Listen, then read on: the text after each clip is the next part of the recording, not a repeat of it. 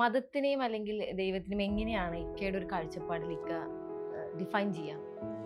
എല്ലാ മതങ്ങളുടെയും പ്രഭവ കേന്ദ്രം ഒന്നാണ് എന്നാണ് ഞാൻ വിശ്വസിക്കുന്നത്. ഒന്നും വ്യത്യസ്തമല്ല. വ്യത്യസ്ത കാലഘട്ടങ്ങളിൽ അവതീർണമായിട്ടുള്ള ദർശനങ്ങളാണ് ഇപ്പോൾ നിലനിൽക്കുന്ന ഈ മതങ്ങളെല്ലാം. അതിലേറ്റവും കാലപ്പഴക്കം ചെന്ന മതമാണ് ഹിന്ദു. അത് കഴിഞ്ഞിട്ടുള്ളതാണ് ജുദായിസം, അത് കഴിഞ്ഞിട്ടുള്ളതാണ് ക്രിസ്ത്യാനിറ്റി, അത് കഴിഞ്ഞിട്ടുള്ളതാണ് ഇസ്ലാം. ഇസ്ലാമിന് സാമാന്യേന പ്രായം കുറവാണ്. അതും കഴിഞ്ഞാണ് പിന്നീട് സിഖിസം ഉണ്ടാകുന്നത്, ബുദ്ധിസം, ജൈനിസം.